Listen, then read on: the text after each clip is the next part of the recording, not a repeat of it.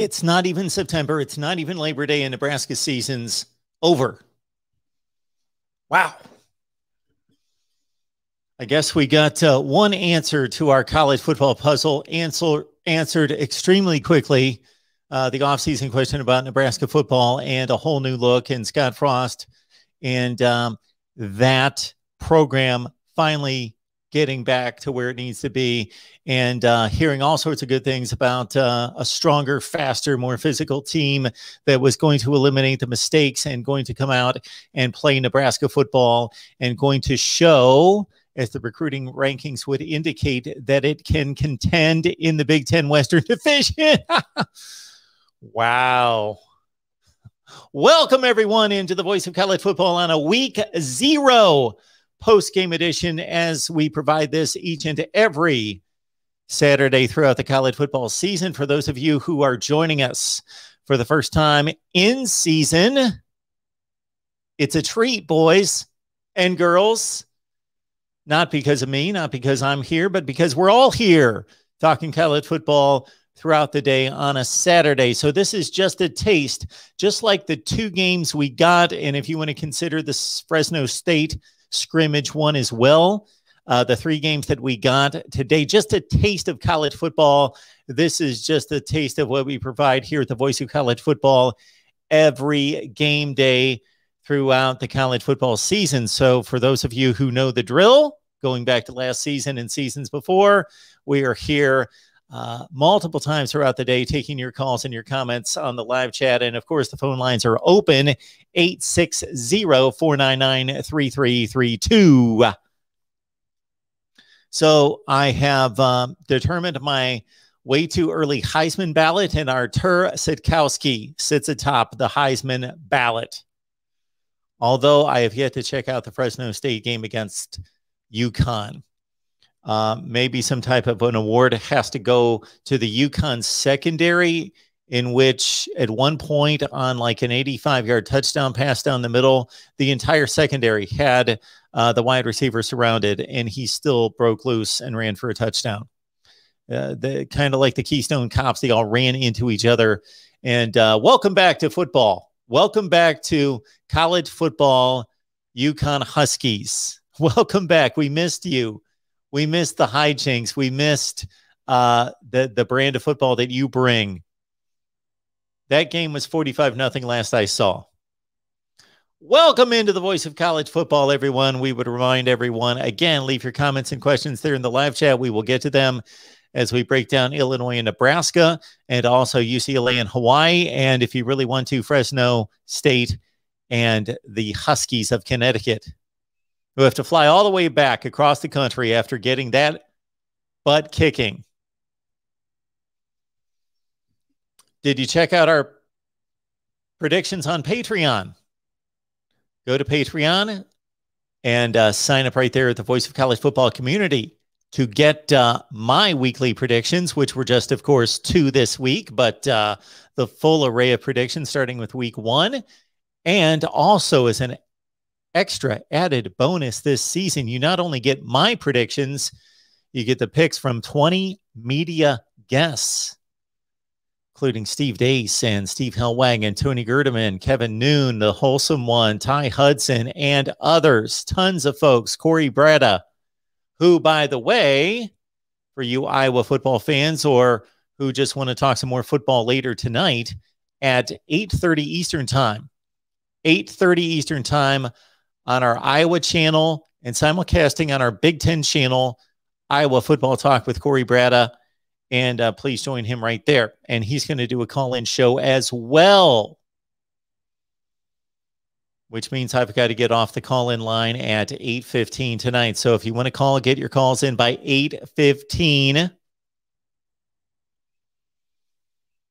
And before we post the call-in number, check out the ticker below. Weekly picks from myself and 20 media members at Patreon. So if you want to check out how we fare, laugh and ridicule, that's allowed. You can do that. As many of us took Hawaii and 18 today. You can laugh and ridicule, but I also took the Illini and the touchdown. So we started out the season 1-1. So it could have been better. If I would have gone with my instincts, I would be 2-0 at this point, but it was tough to turn down 18 points. So yes, weekly picks from me. I thought that was good enough before, but apparently not. So to help build the Patreon membership, 20 media members there predicting games. All right, let's run it down with Illinois and Nebraska and UCLA and Hawaii, considering the Bruins running roughshod all over the, who are they now? Are they still the Rainbow Warriors, or what do we call them now? The Rainbows? Can there really be a football team called the Rainbows? The Rainbow Warriors? I'll continue to call them.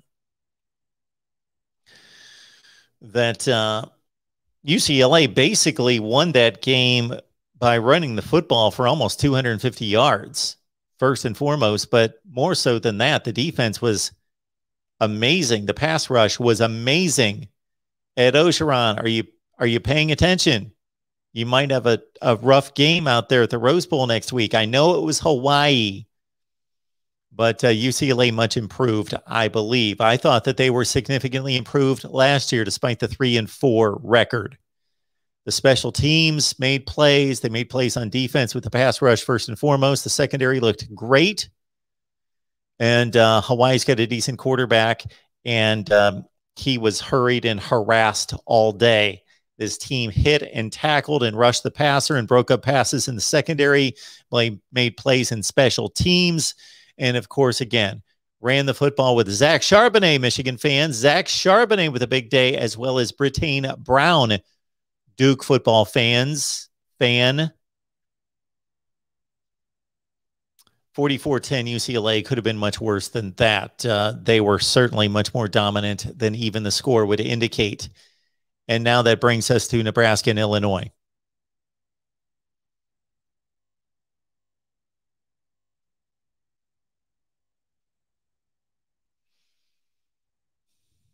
I so much wanted to pick Illinois to win this game. I did not. I went with conventional, is it wisdom at this point to pick Nebraska? They've lost 21 of 33 games under Scott Frost, and they've lost 18 of 27 in the Big Ten. They are 9-18 in the Big Ten under Scott Frost.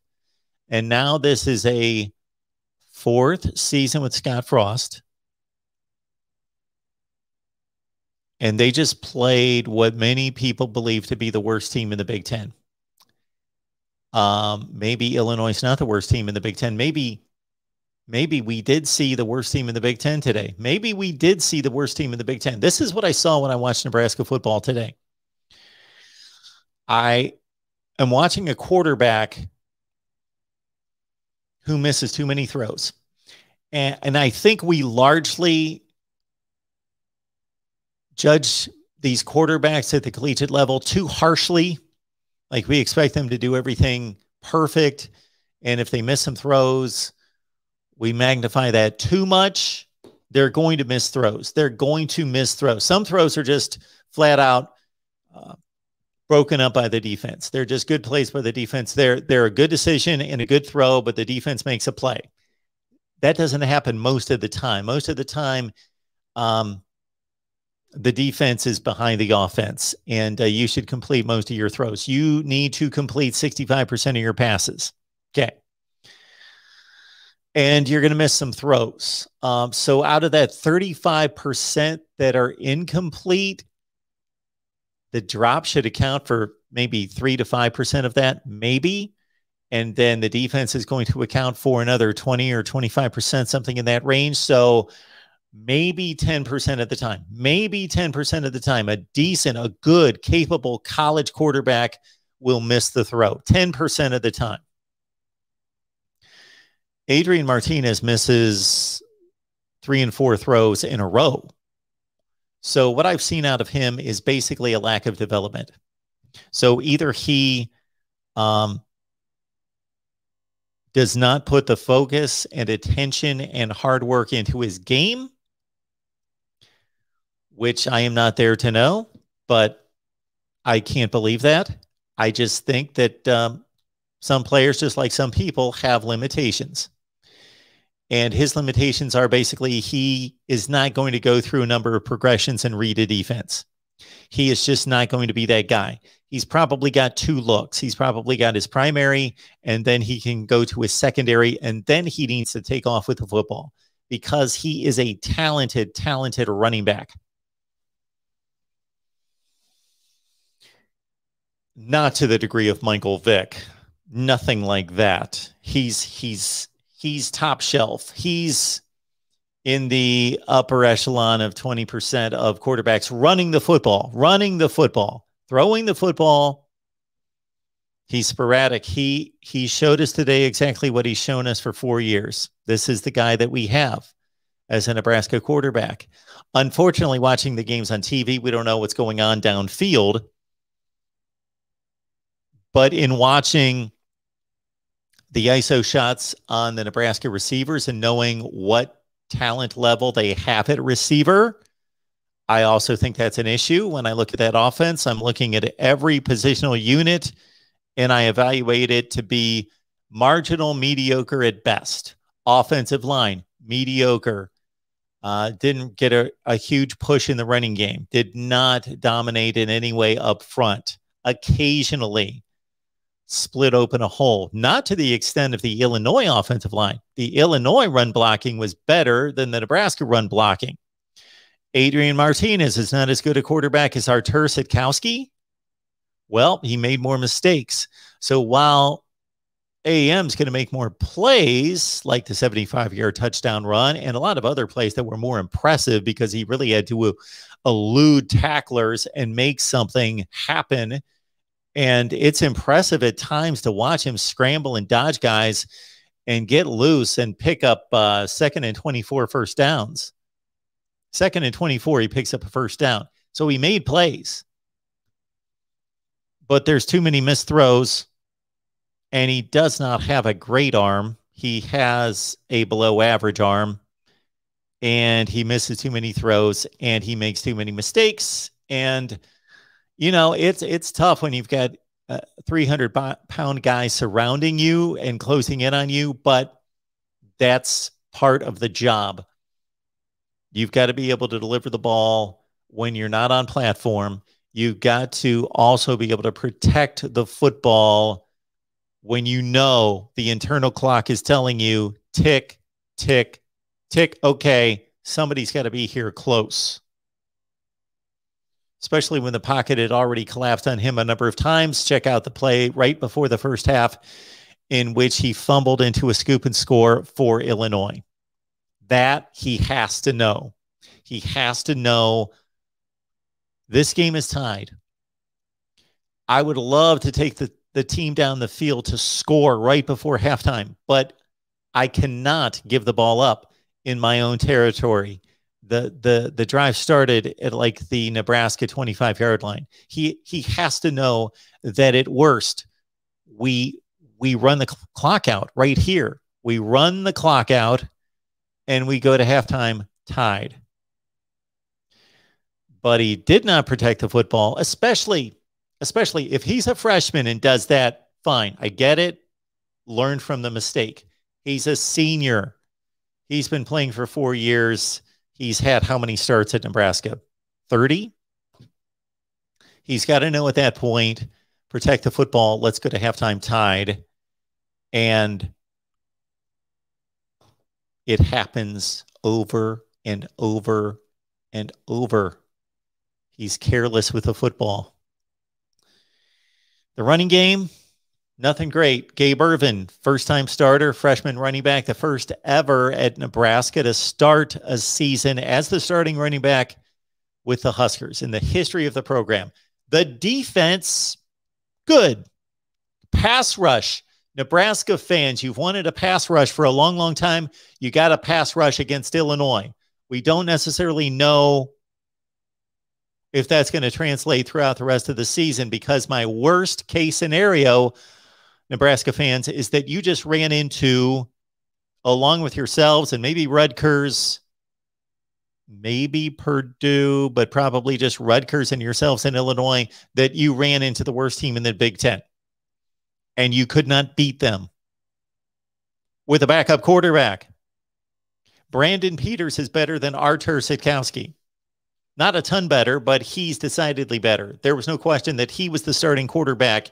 He won the job with ease. Artur Sitkowski came in and completed almost every throw he made, but of course, Brett Bielema put him in position to win the game.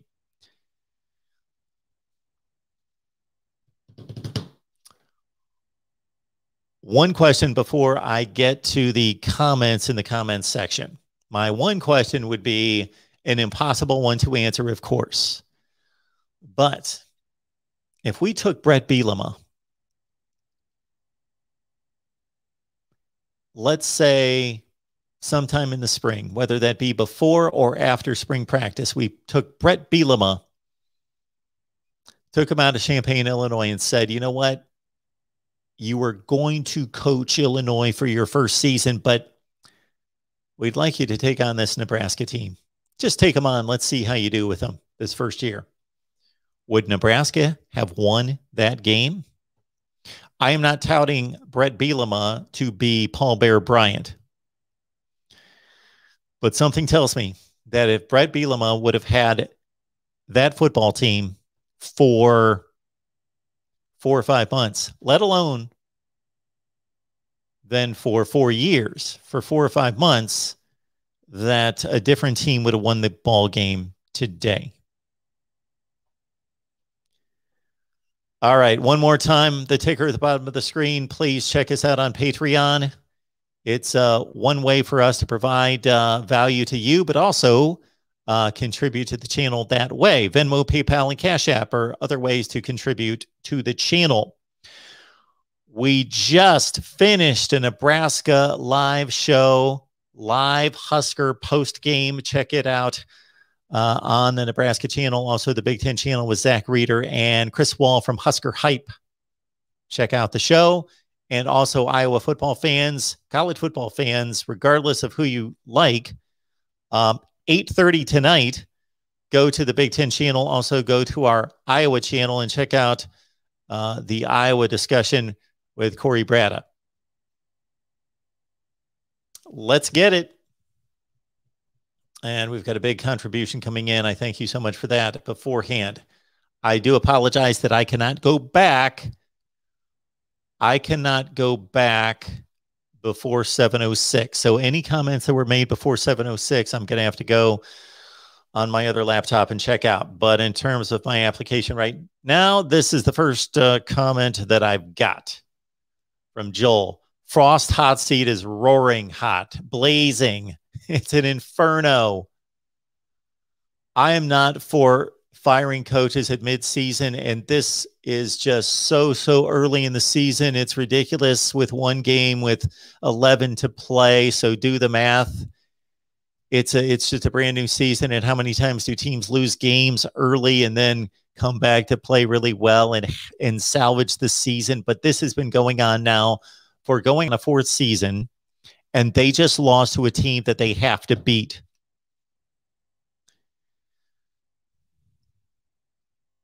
Ori's comment reminds me that you can join our new Twitter handle at Voice of College Football. Voice of College Football on Twitter. And Ori provides clips and updates and scores and stats and analysis all day on Saturday. So basically, we're going to pick out one game, one key game each and every Saturday. And follow Voice of College Football on Twitter. Follow me as well. That would be great. But follow Voice of College Football, our new Twitter page, for updates and stats and analysis focused on one particular game every Saturday. Blake Hayes, good call. Did you see him punt the football? He accounted for the first points of the college football season today. Blake Hayes, best punter in the Big Ten, officially last year, as voted on by the media. And then he booms the first one out of bounds at the half-yard line. Beautiful punt. Second punt. Cam Taylor-Britt. This is typical Nebraska football these days. This has been going on for years. Cam Taylor-Britt has played a ton of football. He's a tremendous player. He's going to play in the NFL. He caught a punt over his head running back to the end zone and slipped at the goal line. What is he doing? And then once he decided and determined that he couldn't get out of the end zone, he tried to throw the ball forward. All right. It's like when you play backyard football. That would be backyard football. When you play backyard football and you've got certain individuals who don't know how to play football and they just kind of throw the ball wherever and they don't understand, okay, you can't throw it forward after you just ran down the field and you can't do this. And you kind of have to instruct, it's one of those just kind of fun games with a family and a few neighbors. That was Cam Taylor-Britt today. Dependent Fanatic, what a sorry first game. I waited 8 months for that. I can't wait until week 1. Dependent Fanatic, I apologize. I don't remember who you root for. I hope you're not a Nebraska fan. I don't believe, it doesn't sound like it from that. You were just disappointed in watching that particular game. Well, at least it came down to a possible final possession. Nebraska had the ball with a possibility of tying the game. Their field goal kicker missed 2 PATs, or they could have had the ball, the last possession, to win the game, but it wasn't going to matter anyway, because when that punt, to Ori's comment, Blake Hayes with another tremendous punt at the end of the game to pin Nebraska back at its 12-yard line, and they had to score a touchdown and a 2-point conversion to go to overtime back at their own 12-yard line with about 50 seconds left in the game. I thought, this is a difficult position for anybody, but for that offense led by that quarterback, the game's over. I don't like to criticize collegiate athletes, so I try to pick my words and select them a certain way, but at the same time, we've got to analyze the games. Oh, David Knight. Illinois in points. I thought that was a good play. I've got to admit, I did not pick Illinois to win the game outright. I'm not surprised. And I almost pulled the trigger. And I will say to you folks that like to put any type of money on these games, you're going to have to put the work in, but I'm going to tell you one thing to look out for. This is going to help you focus on determining how to make significant cash. This is what you do. You take the top 25. Any given week, you take the top 25 games, and that is typically 20 to 25, 20, 22 games, something in that range. And believe me, I'm going to chart it again this year. 20 to 25% of those games will be upsets, meaning you will make more money. You will get paid out more money than you put into it, meaning that if the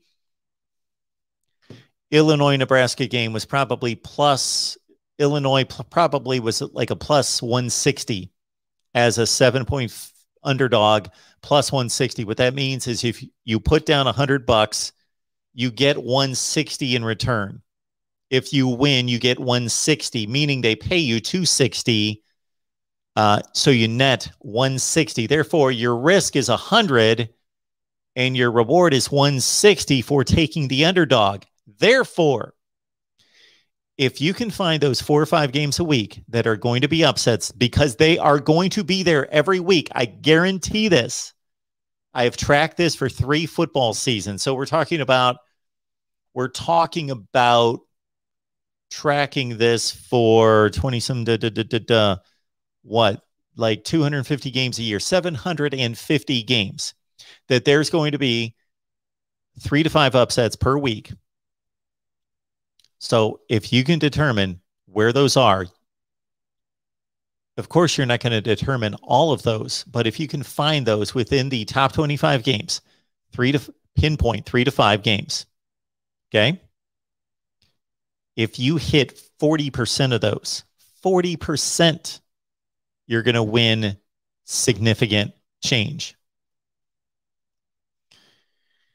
Nathan, UCLA is close. They appear to be, don't they? Dorian Thompson-Robinson did not play well. He was sailing passes all over the place, but he's proven to be a good quarterback. But can he be a top-level quarterback? I won't use the term great.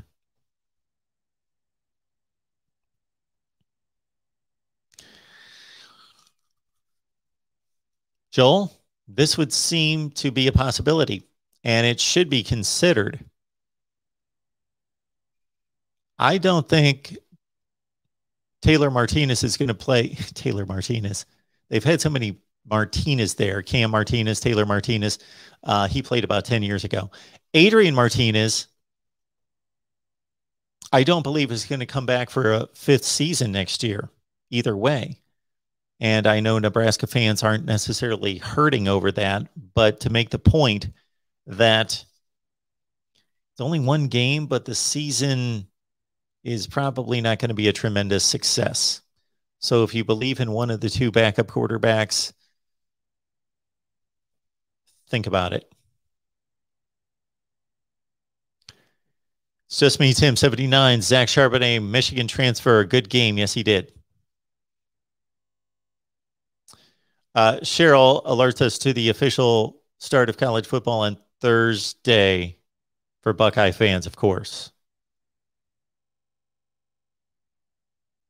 Dependent fanatic likes UCLA over LSU.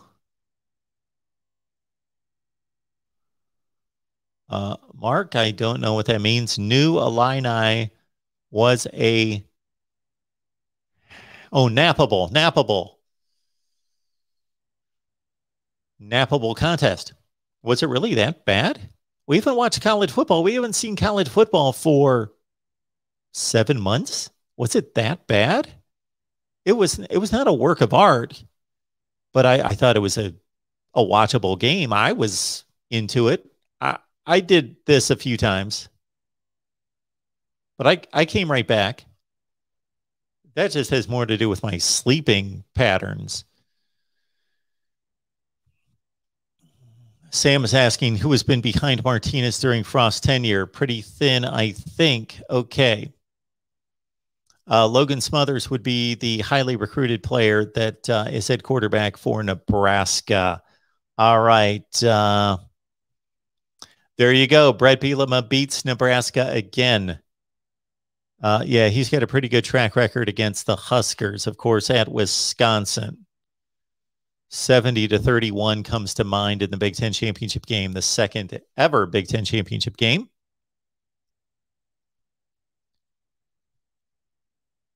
Okay. Change the top chat to the live chat. Okay. It's not the same for me. I think we've gone through this before from Not You, Stexer. He doesn't understand what I'm working with versus what you're seeing. I'm working with an application that allows me to post the comments to the screen. It's not exactly what you're watching on YouTube. Okay? The real Hayden, imagine choosing Martinez over Joe Burrow and Cam Jurgens gets more air on his snaps than Martinez on his throws. Well, actually, it was Adrian Martinez's first throw of the day that I thought, this isn't necessarily an indicator of good things. He threw an out route to Samori Toure that he just lofted out there as a down and out route.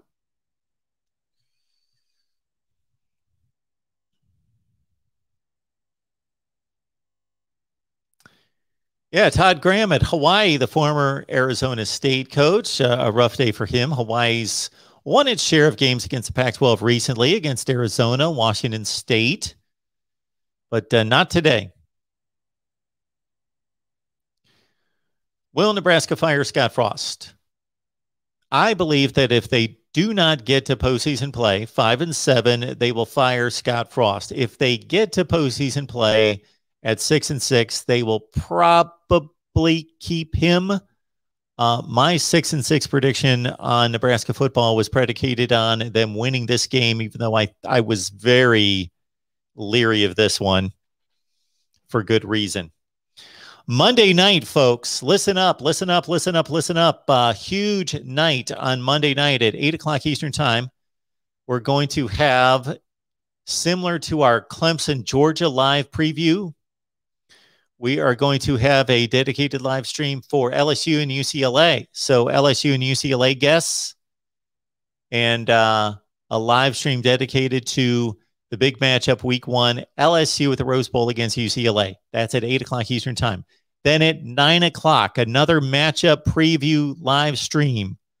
I hope you enjoy these. We will continue to pursue these because they do take quite a bit of coordination and scheduling to get 3 to 4 or 5 people together at one time on game week. But on Monday night at 9 o'clock Eastern time, Iowa, Indiana live stream preview. And then at 10 o'clock,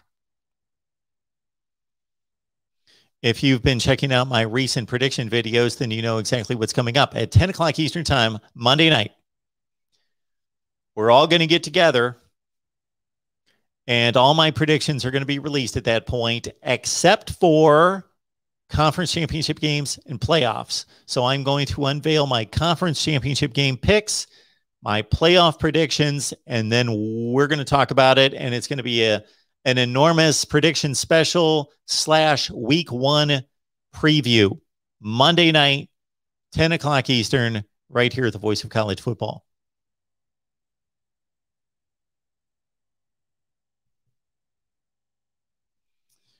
Joel, that's what I'm thinking. And that's just my opinion. That's my guess of how they're going to perceive the situation. And that's pretty much what I would determine if I was in charge. If I was Trev Alberts, not that I would, in most cases, be locked on a hard number to say, okay, if you win 5, you're gone. If you win 6, you're here. That it means that much. It's more about the evaluation of the play and the development of the team. But that would be the first evaluation I would make. That would be the first tenet in my evaluation, would be wins. Of course, you got to win to keep your job.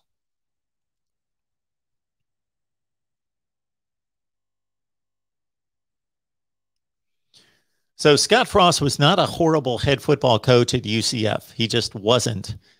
And similar comments are made about Jim Harbaugh. And of course, Jim Harbaugh was an excellent NFL head coach, did an excellent job at Stanford. I heard a number of Nebraska or Michigan people, saw a number of tweets today and throughout this week leading into this Illinois game, defending Jim Harbaugh and his being categorized with Scott Frost as being ridiculous, since Scott Frost has been in no way, shape, or form anywhere close to the success that Jim Harbaugh has been. Not saying that Harbaugh has been successful based on the expectations or the standards, but you can't compare their tenures. I do agree with you, Dependent Fanatic, that LSU fans should be nervous about going out to UCLA.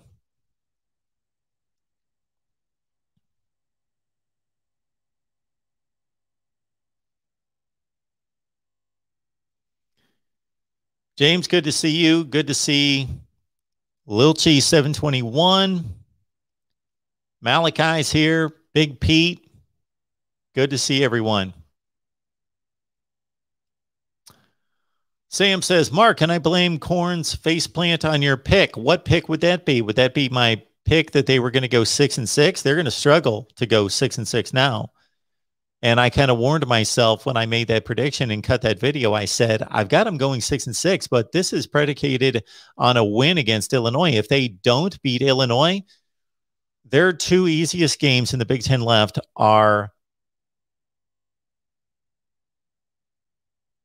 wait a minute, their easiest game in the Big, no, there are 2 easiest games in the Big Ten left: Purdue, Michigan State.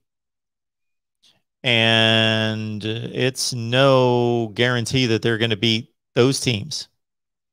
and it's going to be difficult for them to beat anyone else. Who's the next candidate for Nebraska to beat? They've got Wisconsin, Iowa, Minnesota, Northwestern, the aforementioned Purdue, Boilermakers in the division. Outside the division, Ohio State, Michigan, Michigan State. If I was going to make that prediction again today after this loss, then I say that, okay, I will take them to beat Purdue and Michigan State. Maybe they lose to one of them, but then they upset somebody else. Minnesota, Northwestern would be the most likely candidates, possibly Michigan at home. But let's say they beat Purdue and Michigan State. So they're only going to win 2 games in the Big Ten, 2-7 in the Big Ten. Then they're going to lose to Oklahoma. They're 4-8. They're 4-8. My revised pick right now would be 4-8. I was looking at Nebraska. You know what? I could probably kick myself because, let's see what I did here, because all my predictions are right here. Yes, indeed. Nebraska 5-7, 3-6 in the Big Ten. 5-7, 3-6 in the Big Ten. I would be pretty comfortable with that pick. Not that it's going to hit right on, but then I gave them another win. Gave them another win. I did not pick. Oh, I picked Nebraska to win the game. I picked Illinois with the points.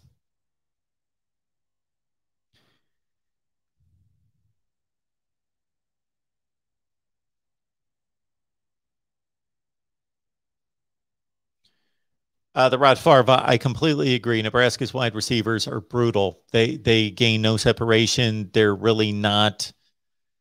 There's just nothing there. Like if it hit me late in the game, just watching them maneuver downfield and try to make plays on the ball. Not that they're horrible. They'll catch the ball if it's thrown to them. But I thought, when you watch other teams in the Big Ten and throughout the nation, and I'm used to watching the SEC. I watch everybody. Okay. The point being, I'm just looking at their receivers play and then comparing it to not even the elite wide receivers across the country, not even the elite teams, just watching, Mississippi State and Auburn play a game. Those receivers are so much better. Watching North Carolina State and Virginia play. Those receivers, they're better. I thought it was pretty startling. Again, they're not awful. They'll catch the ball. It's not like Miami of the last couple of seasons in which you come away from a game and you had just witnessed them dropping 6 passes. They didn't drop anything. I can only remember one pass that Nebraska dropped on the day. But, yeah, they're not good. Yeah, Hawaii's a bad team. They can't block anybody up front, and they can't stop the run. And this was with Dorian Thompson-Robinson having a horrible day, just throwing all over the place. And there were a couple plays in that game in which UCLA could have scored, and they just kind of let it go. And they just kind of laid down late in the game. Daniel expected Nebraska to roll through Illinois. Fact is, they have no quarterback. Martinez is not the answer.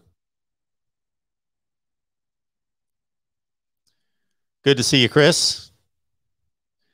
Yeah, there was definitely a sequence in the second or third quarter in which Nebraska was in the red zone and Adrian Martinez missed some touchdown throws.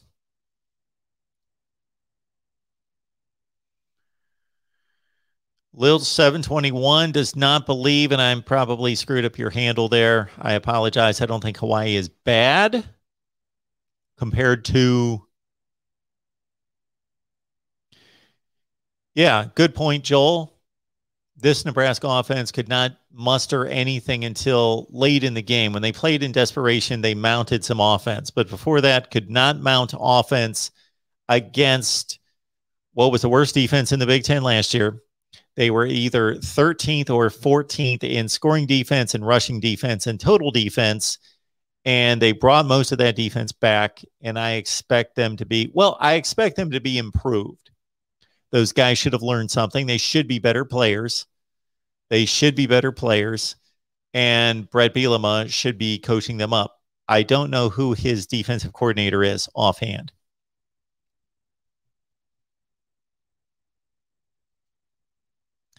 Yes, big win for the Alliance. Got to be thinking about the Alliance first. Good call, Web Security. The Alliance.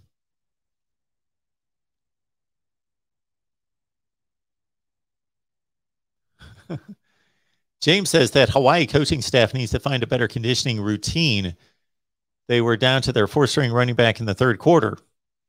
Maybe that surfing conditioning regiment doesn't apply to football. Maybe it doesn't transition well to football.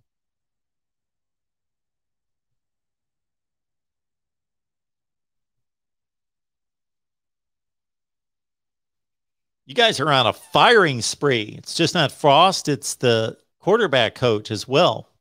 Gone. Thomas is telling us that Denard thinks Martinez makes bad throws, whoever Denard is. Martinez does make bad throws. He's not an accurate quarterback. He's never been one.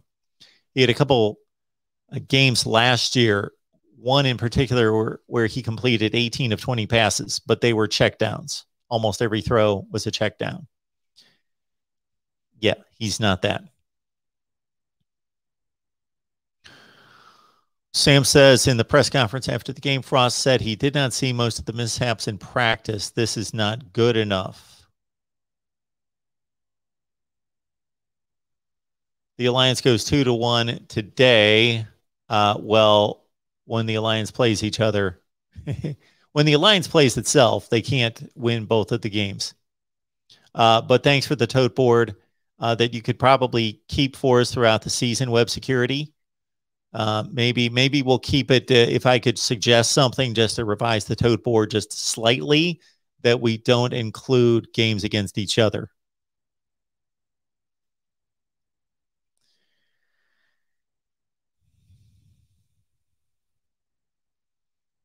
We are Penn State 76. Illinois looked like the better team in my eyes. They were more physical and more disciplined. The call-in number is 860-499-3332. Let me post it here on the ticker at the bottom of the screen. There we go. And we will have our call-in line available until 8:15, and then I've got to turn it over to our folks covering Iowa football.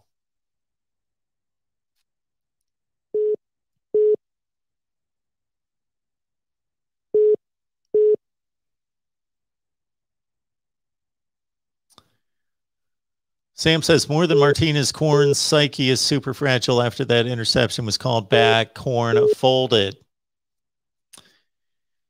Nebraska up 9-2. Interception around midfield would have taken it down to the Illinois 35. Great field position, already up a touchdown. The play was called back due to a roughing the passer penalty. I don't necessarily remember the nature of the penalty, whether that was a good call or a not so good call. I know that the officials in recent years have been, in my estimation, too trigger happy on the roughing the passer penalty, but I don't remember that one. I was watching the game. I saw the play, but I just don't remember in particular that was a questionable call. So we will give the officials the benefit of the doubt that they made the proper call, but that's a momentum changer. And to Sam's point, the psyche has to be stronger than that.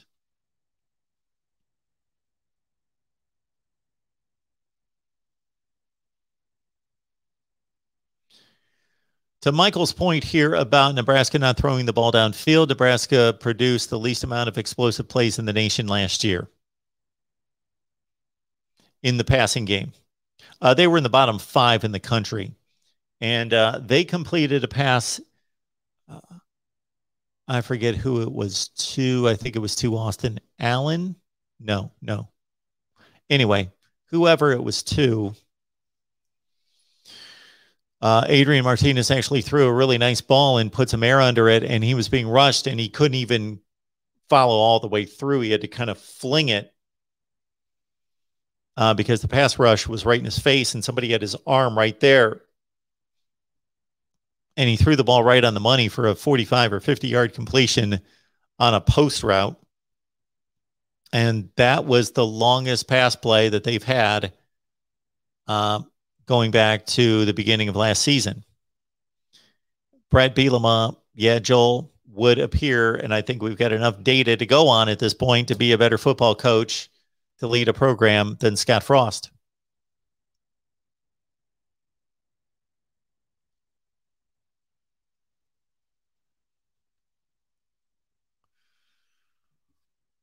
Oklahoma's got some of its own problems in the running back room. We detailed that yesterday during our Oklahoma live show, but yes, Oklahoma may put up 60 on Nebraska. Nebraska's defense is pretty good. The defense isn't horrible. Now, they did not face an explosive offense today. That was not an explosive Illinois offense, but man, did you see... Now, this is what I was talking about just the other day with somebody in regards to watching college football today, and that I get bored seeing everybody run the same offense. And I know that they're not exactly the same offenses, that they have different approaches and different plays to an extent, but everybody runs the same offense. I'm sick of watching the same offense, and I saw Illinois run a different offense today. First of all, I saw them huddle. As soon as the game started, they got the ball and they huddled, and then they ran plays under center.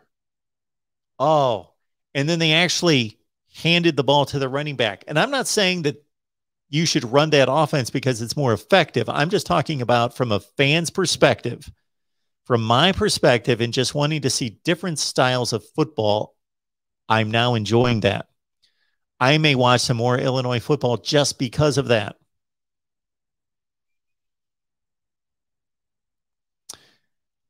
Got some calls coming in here at the Voice of College Football, but first, I truly need to track down these super chats that have come in. I appreciate them so much. Let me get to those.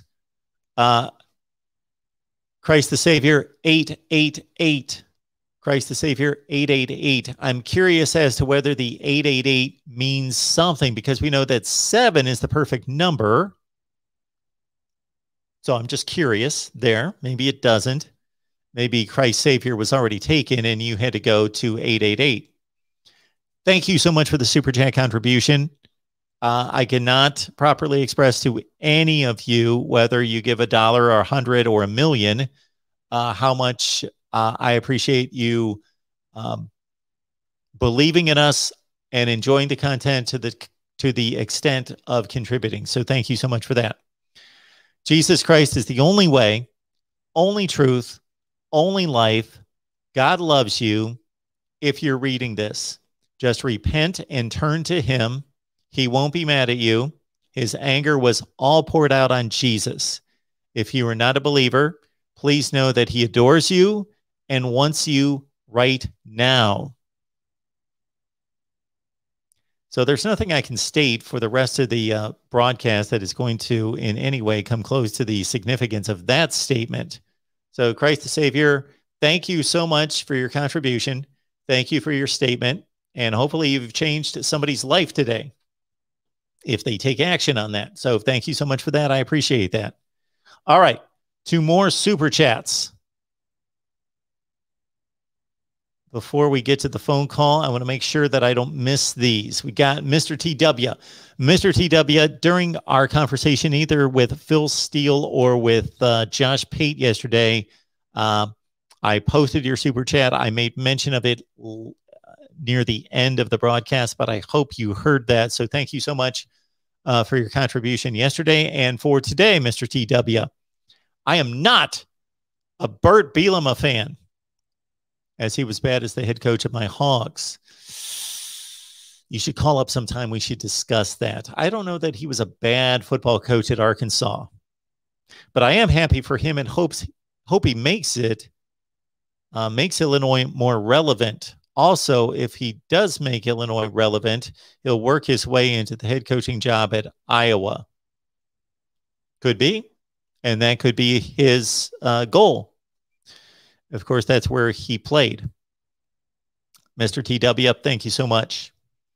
I believe we've got another one, possibly, maybe not, and we'll get straight to the calls. Here we go.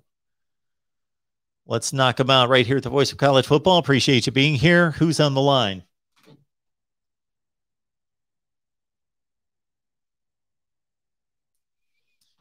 Hello, you're on the line with the Voice of College Football.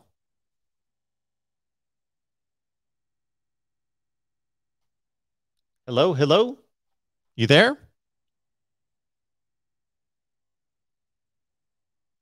One more time. Let's try it now. Hello? It's picked up the call.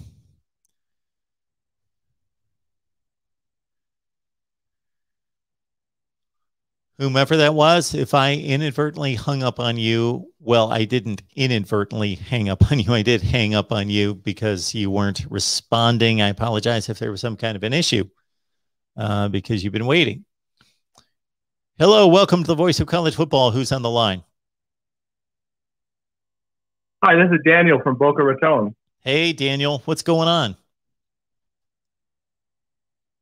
Nothing much. I completely agree with everything you were previously talking about.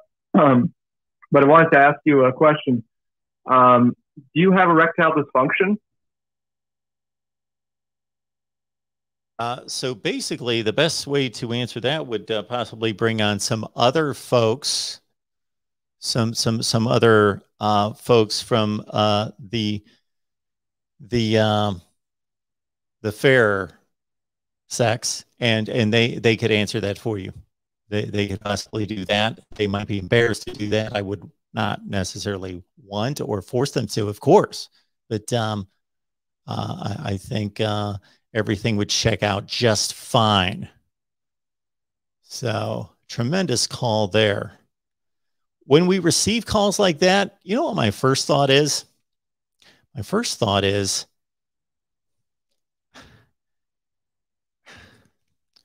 I feel really bad. I feel really bad that there are people that live such pathetic lives.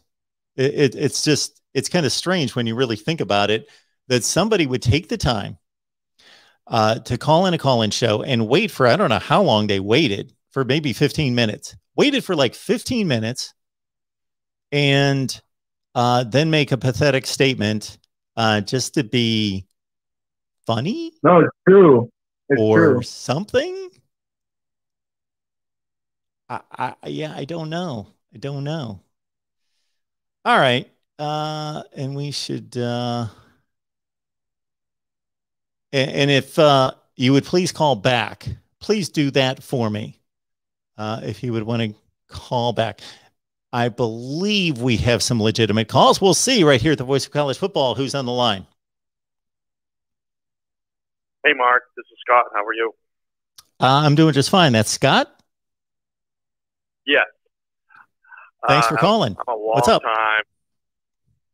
I'm a long-time Huskers fan. Oh, boy. And, and I'd like for them to get back to their tradition, especially on the offensive side of the ball.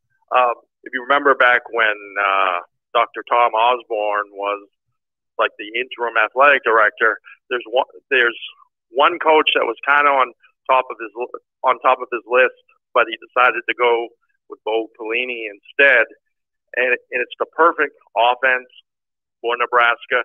Can even modernize it, put it in the gun formation. You could bring Paul Johnson out of semi-retirement. I think that's the perfect type of offense.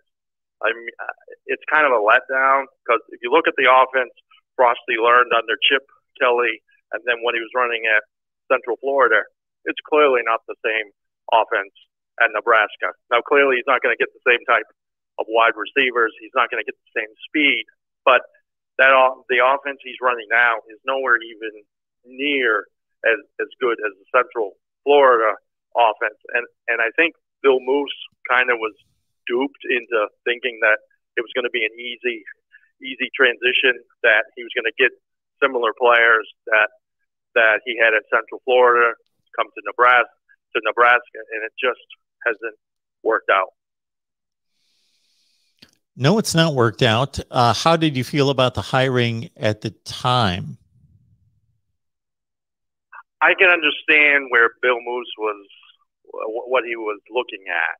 He had his finger on the pulse of the fan base. I mean, Nebraska's got one of the best fan bases nationwide, and they were very passionate. They wanted. The biggest problem is Frosty was labeled as the savior, and I still wanted Paul Johnson at the time. I know he's semi-retired. He's not fully retired. If he could modernize that offense more into like the shotgun formation, I think, and there's so many formations you can do with that old school triple option that the Navy and Army runs, but do it in the shotgun form, because it would fit perfectly, especially with the wide receivers. They have possession. They basically have 5 possession wide receivers. You remember the Philadelphia Eagles, I want to say maybe 4 or 5 years ago, that was their problem. They didn't have any fast receivers. They had nothing but possession receivers. And it seems like that's what Nebraska has, nothing but possession receivers. In a Paul Johnson offense, don't need a lot of wide receivers. You can actually rotate 4 to 5 running backs so everybody stays healthy, because obviously that type of offense, your running backs are going to be taking a lot of punishment. And I just think with the tradition and the culture of Nebraska, you look at the greats, Tommy Frazier, Eric Crouch. If you had Adrian Martinez in this type of offense, a Navy-like offense, he would probably be top 3 Heisman, not passing yards, but he'd be sort of like a Ricky Dobbs type quarterback, where he'd be averaging maybe 400 or 500 all-purpose yards a game. A lot of that would obviously be on the ground, 260 maybe on the ground, if he could stay healthy. That's the other thing with a Paul Johnson offense. The quarterback takes a lot of hits as well. But I think that's the direction they should go. Obviously, if you can't get Paul Johnson, you could try to lure the Army coach or Coach Ken out of Navy. But I think an offense like that, that's really what they need. Because even when Dr. Tom Osborne was running Nebraska on all cylinders, it was a niche offense. It was a triple option offense with their version of a play action pass with a vertical tight end.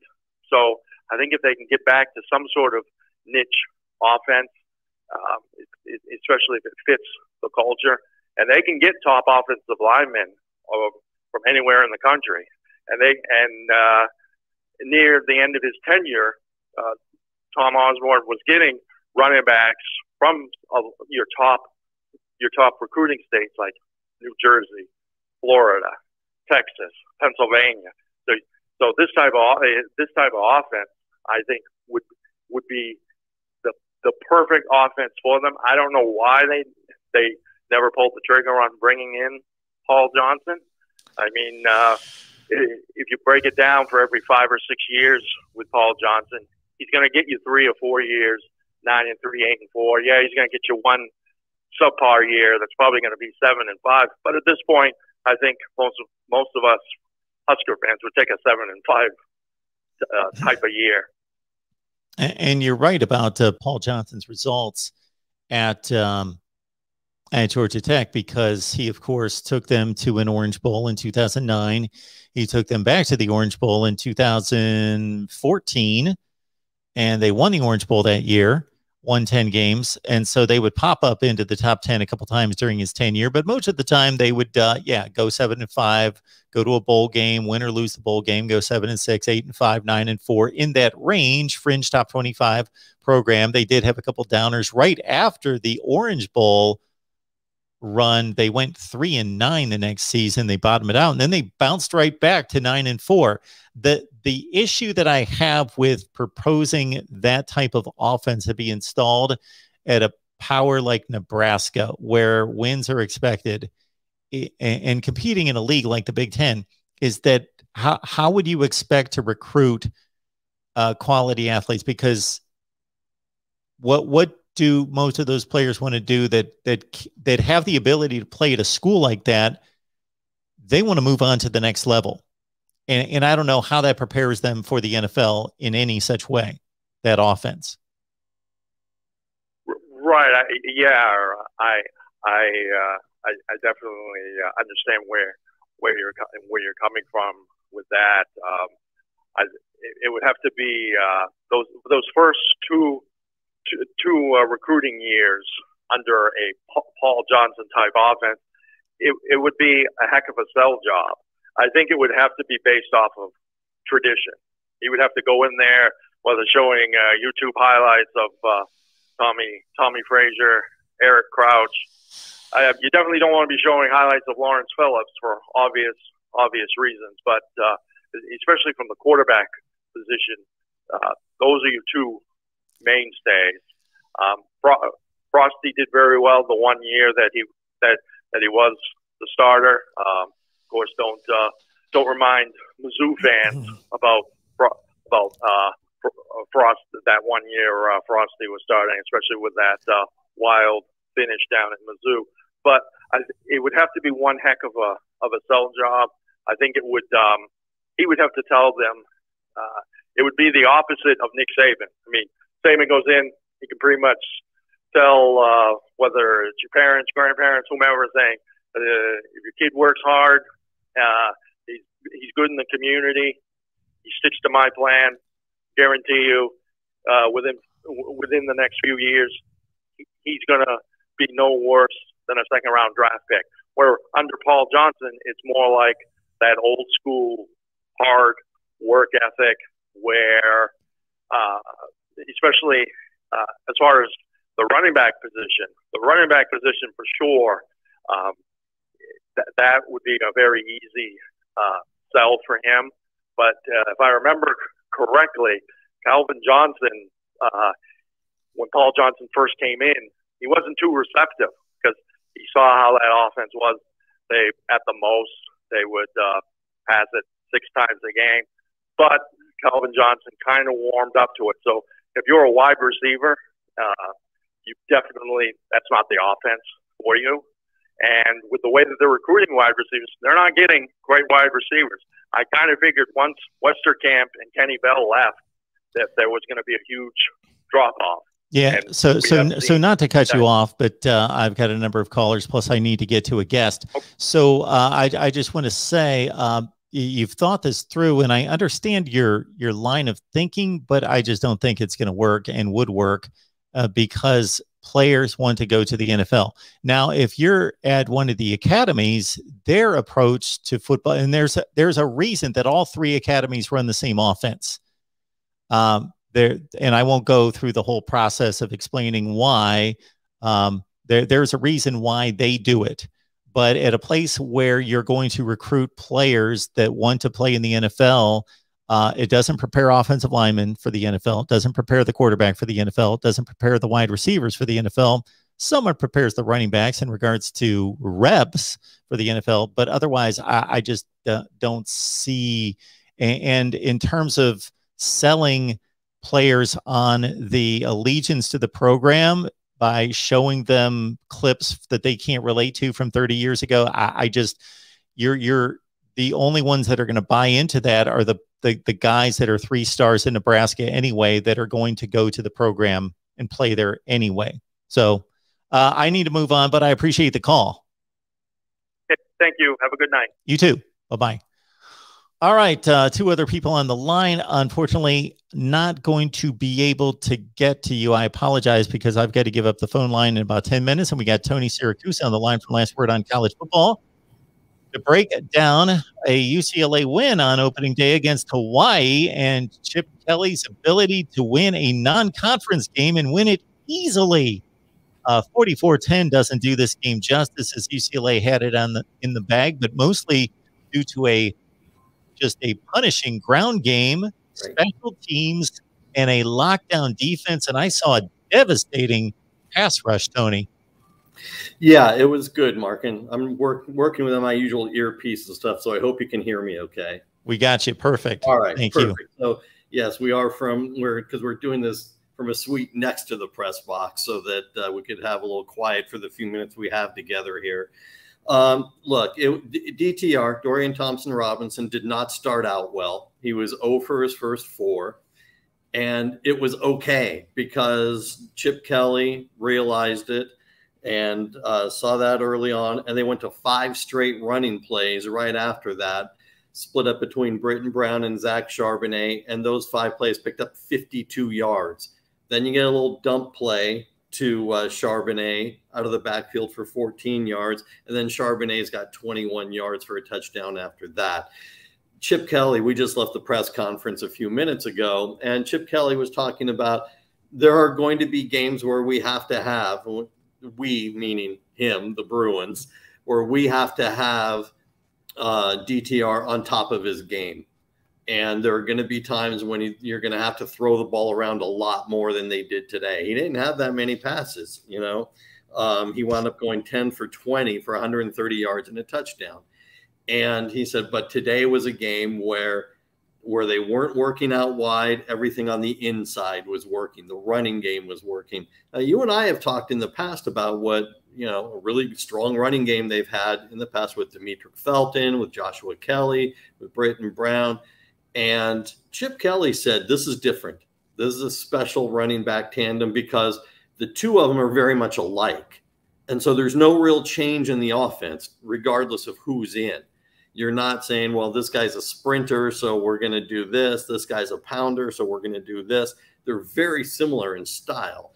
And I know ever since you and I started talking about spring camp several months ago, I told UCLA fans, I told watch Zach Charbonnet. If you didn't see him 2 years ago in his freshman year at Michigan, just watch him. Kid only had 6 carries. He had 106 yards and 3 touchdowns. He was bruising. He does not go down on first contact. One of the runs, he didn't go down on second, third, or fourth contact. This was a mismatch early on. It was a mismatch UCLA needed. As you pointed out, Chip Kelly had yet to win an out-of-conference game. Chip Kelly had not won a season opener in his entire time here. So this was very much needed for a little bit of lifeblood pumped into UCLA. It's funny. We noted, and I asked him about this in the postgame press conference when Dorian Thompson-Robinson went up there. His mother tweeted during the game thanking Michigan for Zach Charbonnet, for Jim Harbaugh basically not being able to keep him there and him coming out to UCLA. And DTR just kind of grinned. You know, that's just who Melva Thompson-Robinson is. And so it was a mismatch early on. I mean, from the very first their very first offensive series, Hawaii had to punt, and they got off a decent punt and covered pretty well. But it turned out on replay, the punter's knee was on the ground, and when he took the ball, and so UCLA got it at the Hawaii 15 to start the game. They only converted that into a field goal, but it just kind of set the tone that Hawaii was very much overmatched. And there are not a lot of games in the Chip Kelly era where you have said the opponent was overmatched. So it was a pretty lively post-game press conference. You know, Kelly was feeling pretty good. The players were feeling pretty good. They all talked about they'll watch the film tomorrow and get into the details of it. Of course, they've got the big game next week at home against LSU. The breaking news on LSU today is that because of the hurricane that is zooming in, they're moving out of Louisiana for the week to practice in Texas. to get out of the state and get out of the way of the hurricane. So they're kind of uprooting their program this week, starting tonight. Frankly, they're already loaded and ready to go. So that's going to be a big change for them going forward. The other thing we saw was an aggressive UCLA defense. And, look, I know fans last year wanted to say the defense was better because, they didn't give up as many yards rushing, or they had a few more sacks.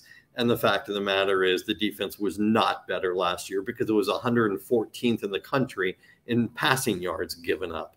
And again, Chevan Cordeiro, the Hawaii quarterback, was kind of in over his head. While he is mobile, while he can run the ball, even when he threw, he was taking a beating.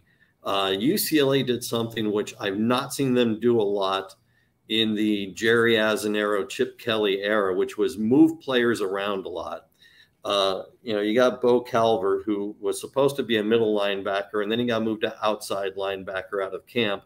And there were at least 6 or 7 times I counted when Bo Calvert was over the ball, standing right there ready to come up the middle.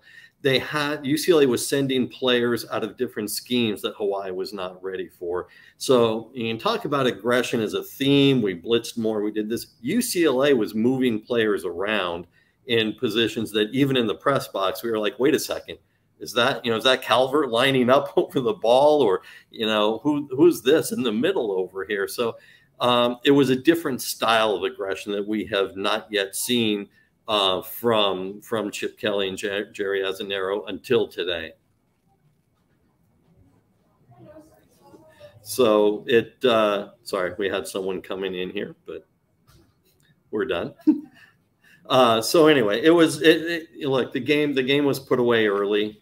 UCLA got to clear the bench, basically, in layman's terms. Ethan Garbers got a lot of snaps, and a lot of other players got snaps that otherwise wouldn't have. Very small crowd at the Rose Bowl. It is 95 degrees in Pasadena. School has not started, doesn't start for another month. And so the student section was empty. It was Hawaii, and you got 3 years of bad football. It was a little under 33,000 people here, announced attendance. We're going to put that announced attendance because we don't know if that really was it. And that would put it at the lowest crowd in almost 30 years for a home opener. Oh, now I've lost your audio. I'm sorry. And so LSU comes in next week. Yes. And what would we expect from a crowd standpoint for that game?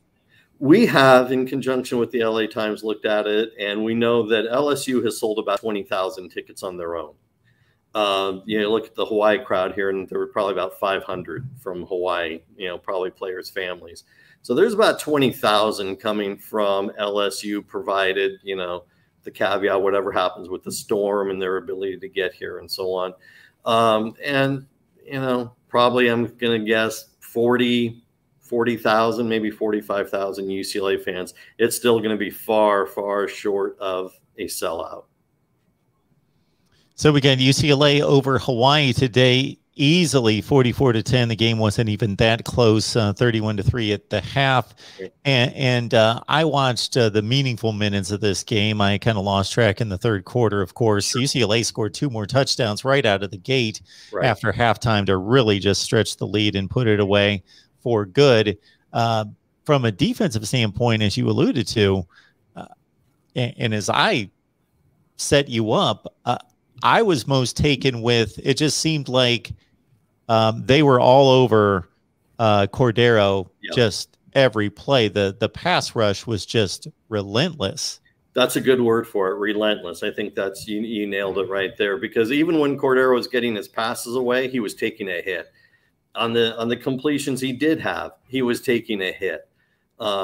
He was getting no relief back there at all.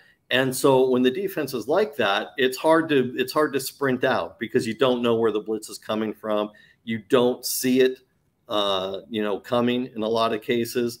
And he certainly wasn't reading it well either. So it's a combination of those two things. And, as a result, he was just taking a beating. Tony Siracusa from Last Word on College Football breaks down UCLA. We'll have Tony back on Monday night for a big LSU UCLA live preview right here. So jump in Monday night, 8 o'clock Eastern time. Again, UCLA LSU live preview show with Tony, and we got Lon Phillips Sullivan on the line from LSU Odyssey coming up Monday night, 8 Eastern. We look forward to that. Anything else that we've missed from this one? No, I like you said, it was a mismatch. It was over early, and UCLA fans walk out of the Rose Bowl happy for a change. Absolutely. Absolutely. So we saw improvement last year. Didn't necessarily reflect too much in the record, but only 7 games played. They get off to the type of start that we would expect to a certain extent, but the line was 11, which spread to 18. So I think that they were more impressive and more overwhelming than what was expected. I told you I thought 18 was too high. I think I did too. I said 18 was too high, and wow, yeah, UCLA jumped all over it quickly. Again, aggressive and relentless, the words you used, and I think that's absolutely correct. Very nice. So Dorian Thompson-Robinson will work on his mechanics over the next week because that seems to be the missing piece. Again, he's played a lot of football, and he has improved in terms of taking care of the football and increasing that TD to interception rate over his past 10 to 12 starts. But again, not sharp in this one against Hawaii. They didn't need him, but hopefully he will get it back because they will need him for maybe more like 30 or 35 attempts against the LSU defense. Yeah, they're going to need a more complete offense next week. Absolutely. Tony, thank you so much for hanging out after the game. As was asked here in the live chat, I believe you're joining us from the Rose Bowl press box. Yeah, I'm actually next to the press box. I'm going back to the press box to finish my article and get that published any minute now. And then I will, but so I'm in, I don't know who has the Honda. I have no idea who owns this suite, but it was done and they had emptied it out. So I took it. So I'm about to walk next door back into the press box. Well, Tony, thank you so much for taking time out. We know that you got work to do for your own site, and check out Tony's work at Last Word on College Football. You see the notification, the ID right there in the banner, and we'll see you on Monday night, Tony. Sounds good, Mark. Take care. Tony Siracusa from Last Word on College Football. Appreciate everybody being here. We've got practically 300 on the line. I apologize to those that were on the phone lines because, in fact, I need to get off the phone line right now, and I should be apologizing to our Iowa folks. Corey Brad is starting an Iowa live stream that's going to be posted on the Iowa channel, of course, and also on the Big Ten channel. So if you want to check that out, he's starting here in 9 minutes at 8:30. I should probably let him know that I've cleared the line. But I was a bit behind on that. And this is going to be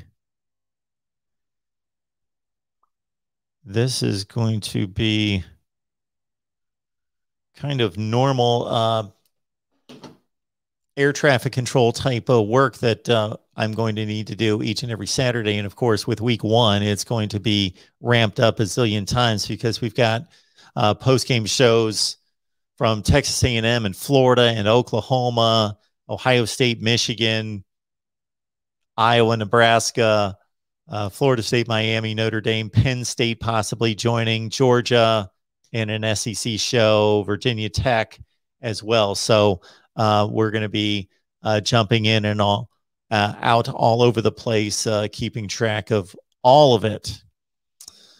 All right. Again, we're expecting a huge Monday here at the Voice of College Football, and I hope you can join us 8 o'clock Eastern time, live LSU UCLA preview live. So you can jump in with your comments and your questions for Tony Siracusa and Lon Phillips Sullivan. Then at 9 o'clock Eastern, we've got an Iowa, Indiana live preview.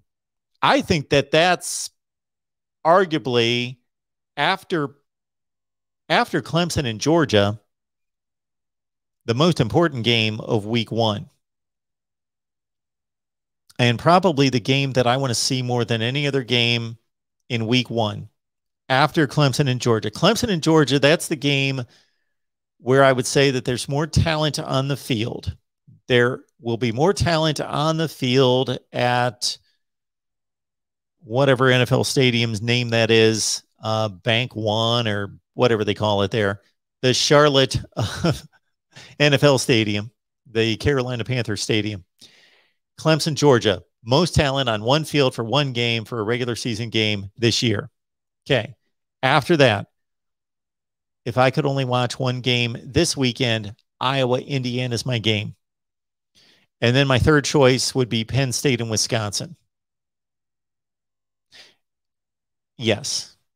So the Big Ten comes out and they played the most important games of week one, the most attractive games for obvious reasons, but also because people like to see different matchups that we're not used to seeing. So USC or UCLA and LSU, that's an attractive matchup to me just because of the intrigue of seeing two teams that I've never seen on the same field because nobody has. They've never played each other.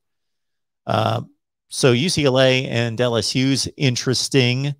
Miami, Alabama, is that interesting to me? Well, of course, I'm going to watch the game, but I'm going to be watching it with 3 or 4 other games. But my game of choice at 3:30 Eastern next Saturday will not be Miami and Alabama.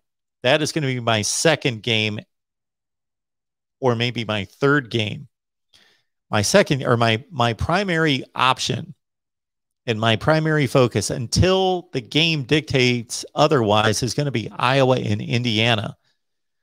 So at noon next Saturday, I believe Penn State and Wisconsin play, and that's the most important game and the most attractive game at noon.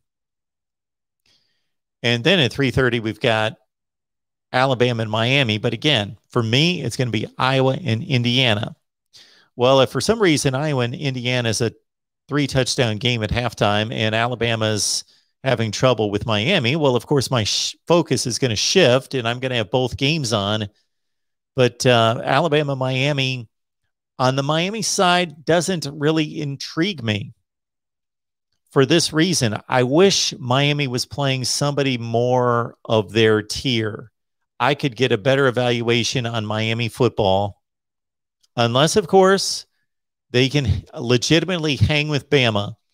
Then I'm going to have a much higher evaluation of the Canes. But as it stands right now, I would rather see Miami play Penn State or Iowa or TCU or UCLA or Washington or a number of other teams that would be more on their level to see where they stand.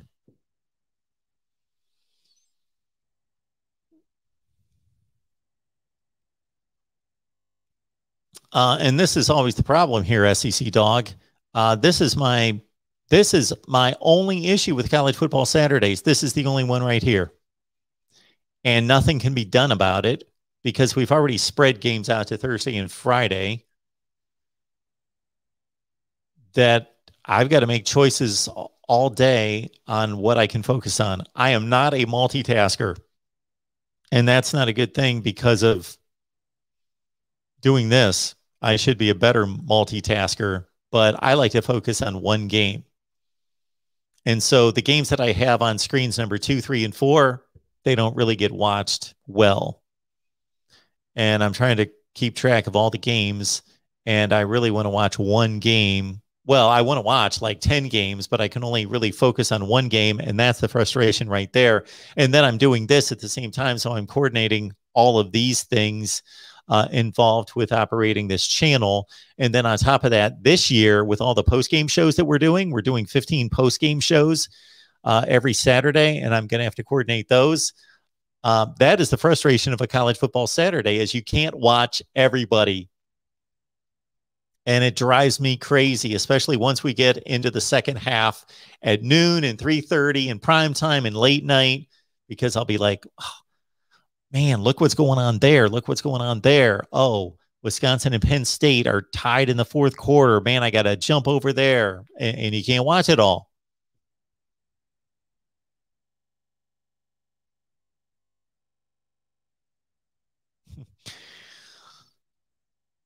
I kind of hinted at that, Greg, that I should be given some kind of invitation to Phil Steele's house. He told me that he's got 12 TVs going on a Saturday. So I said, well, it would be quite the drive for me, though. I think it's about 8 to 9 hours.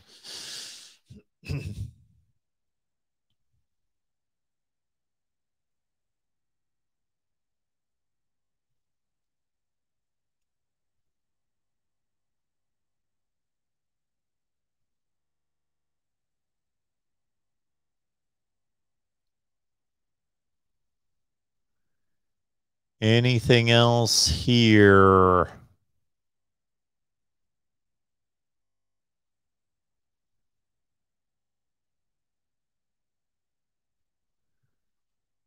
OU 7 natties, Nebraska fans, : OU fan here. We went through this in the 90s while you were winning national championships. We hired John Blake, yes, and his incompetence was glowing. Oklahoma pulled the trigger and hired Bob Stoops. Do it. Howard Schnellenberger's 1 year at Oklahoma certainly wasn't a fun ride either. I think he won his first 3 games, was ranked in the top 10, and then just... And that was not a good fit.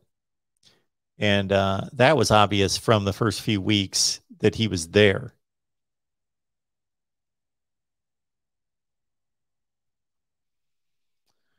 All right, folks, Monday night, once again, Monday, 8 o'clock Eastern, LSU UCLA live preview. So we've got a live stream preview of LSU and UCLA, 8 o'clock Eastern on Monday. Then directly following, a 9 o'clock live stream previewing Iowa and Indiana. Then at 10 o'clock Eastern time, I will have all my predictions out there. And then I'll deliver my conference championship game picks, my playoff picks, a big week 1 preview. We will just do it up big Monday night at 10 o'clock Eastern right here at the Voice of College Football. Maybe I'll be on tomorrow. We'll have to wait and see. And Cheryl believes that a rowboat is going to plunge to the depths on Thursday. I still have to make a decision on that game. Join us on Patreon. You get my picks and you get the picks of 20 media that you see here on a regular basis. I'll have to count it up and see how they did today. All right, great to see everybody here. I'm sorry about the phone lines, but I had to give them up for our Iowa show. So if you want to watch more college football coverage, our Iowa crew, led by Corey Bratta, does an outstanding job. So you can either go to the Big Ten channel or to the Iowa channel. They have just kicked off their show, and I don't have the phone lines, and I don't have anything else necessarily that I need to hit. We tapped it out on UCLA and tapped it out on the Illinois win under Brett Bielema. The Illini now 1-0, and they've got somebody next week, Texas San Antonio, that they should be able to take care of. So maybe Illinois makes a bowl game this year. All right, everyone. Great to see you. Thank you so much for the contributions, whether that be just liking the video, sharing this live stream out on social media, or just flat out telling people, hey, great time to start with the Voice of College Football Monday night. We've got 3 consecutive live streams. Jump on in, join the fun, join the conversation, and we will see you next time. Monday for sure. That might be tomorrow. Hit that bell for the notifications once you've subscribed so you don't miss a thing. Right here at the Voice of College Football. And once again, thank you so much.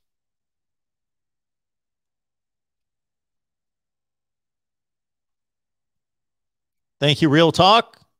Appreciate that.